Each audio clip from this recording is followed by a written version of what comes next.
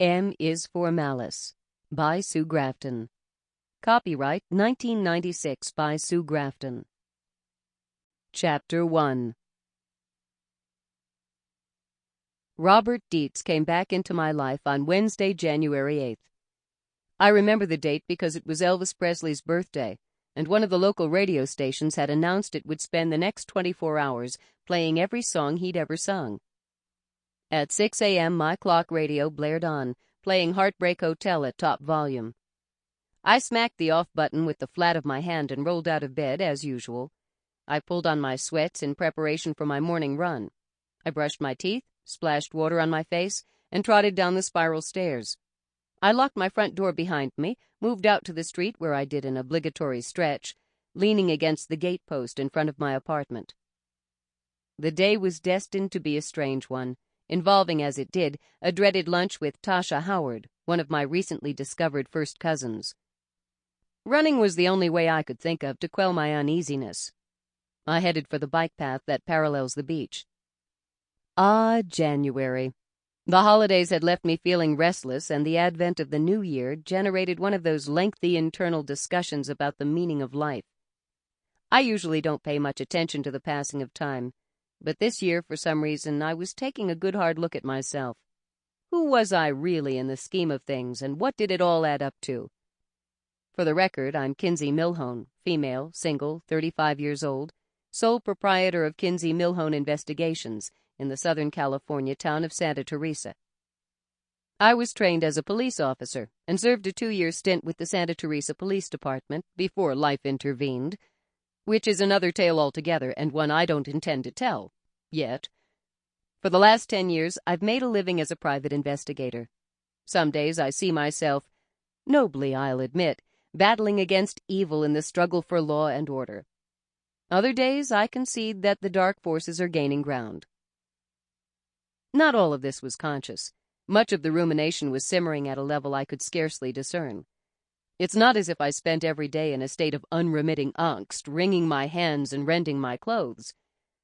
I suppose what I was experiencing was a mild form of depression, triggered, perhaps, by nothing more complicated than the fact it was winter and the California sunlight was in short supply. I started my career investigating arson and wrongful death claims for California Fidelity Insurance. A year ago, my relationship with CFI came to an abrupt and ignominious halt, and I'm currently sharing space with the law firm of Kingman and Ives, taking on just about anything to make ends meet. I'm licensed, bonded, and fully insured. I have $25,000 in a savings account, which affords me the luxury of turning down any client who doesn't suit. I haven't refused a case yet, but I was strongly considering it. Tasha Howard, the aforementioned first cousin, had called to offer me work, though the details of the job hadn't yet been specified. Tasha is an attorney who handles wills and estates, working for a law firm with offices in both San Francisco and Lompoc, which is an hour north of Santa Teresa. I gathered she divided her time just about equally between the two. I'm normally interested in employment, but Tasha and I aren't exactly close, and I suspected she was using the lure of business to insinuate herself into my life.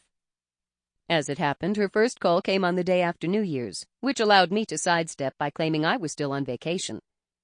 When she called again on January 7th, she caught me off guard. I was at the office in the middle of a serious round of solitaire when the telephone rang. "Hi, Kinsey, this is Tasha. I thought I'd try you again. Did I catch you at a bad time?" "This is fine," I said. I crossed my eyes and pretended I was gagging myself with a finger pointed down my throat. Of course, she couldn't see that. I put a red 8 on a black 9 and turned up the last 3 cards. No play that I could see. "How are you?" I asked, perhaps a millisecond late. "Doing well, thanks. How about you?" "I'm good," I said. "Gee, your timing's uncanny. I was just picking up the phone. I've been making calls all morning, and you were next on my list." I often use the word gee when I'm lying through my teeth. "I'm glad to hear that," she said. "I thought you were avoiding me." I laughed. "Ha, ha, ha." "Not at all," said I. I was about to elaborate on the denial, but she plowed right on. Having run out of moves, I pushed the cards aside and began to tag my blotter with a little desktop graffiti. I block printed the word barf and gave each of the letters a three-dimensional cast. She said, "What's your schedule like tomorrow? Can we get together for an hour? I have to be in Santa Teresa anyway, and we could meet for lunch." "I can probably do that," I said with caution. In this world, lies can only take you so far before the truth catches up. "What sort of work are we talking about?" "I'd rather discuss it in person. Is 12 o'clock good for you?" "That sounds fine," I said. "Perfect. I'll make reservations. Emil's at the beach. I'll see you there," she said, and with a click she was gone. I put the phone down, set the ballpoint pen aside, and laid my little head down on my desk. What an idiot I was! Tasha must have known I didn't want to see her, but I hadn't had the nerve to say so. She'd come to my rescue a couple of months before, and though I'd repaid the money, I still felt I owed her. Maybe I'd listen to her politely before I turned her down. I did have another quick job in the works. I'd been hired to serve 2 deposition subpoenas in a civil case for an attorney on the 2nd floor of our building. I went out in the afternoon and spent $35, plus tip, on a legitimate salon haircut.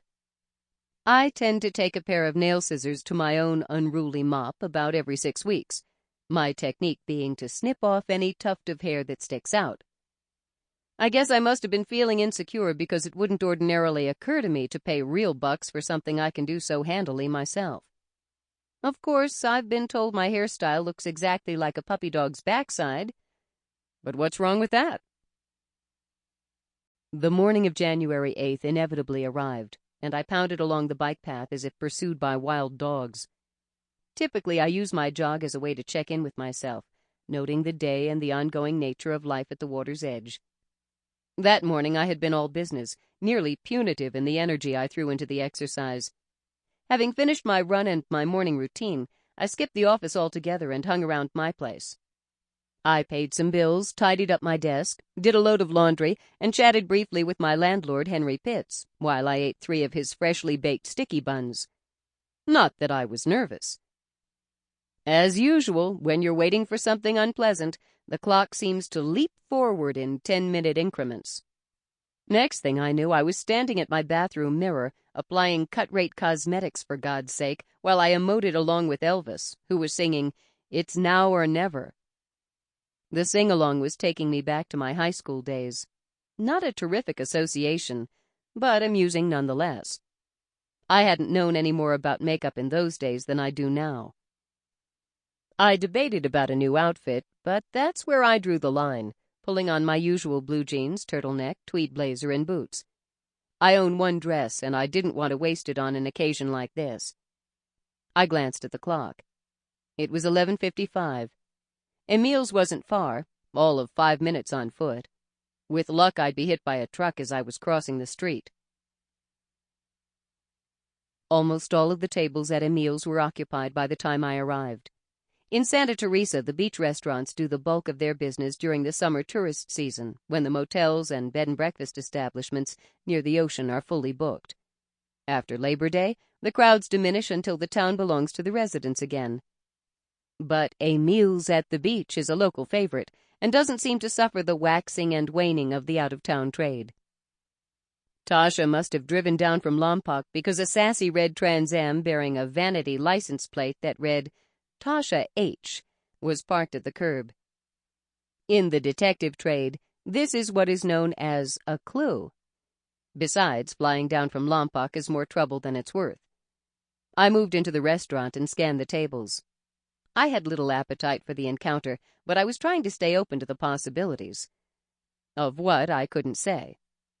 I spotted Tasha through one of the interior archways before she spotted me. She was seated in a small area off the main dining room. Emil had placed her by the front window at a table for 2. She was staring out at the children's play equipment in the little beach park across the street. The wading pool was closed, emptied for the winter, a circle of blue-painted plaster that looked now like a landing pad for a UFO. 2 preschool-aged children were clambering backward up a nearby sliding board anchored in the sand. Their mother sat on the low concrete retaining wall with a cigarette in hand. Beyond her were the bare masts of boats slipped in the harbor. The day was sunny and cool. The blue skies... Sample complete. Ready to continue?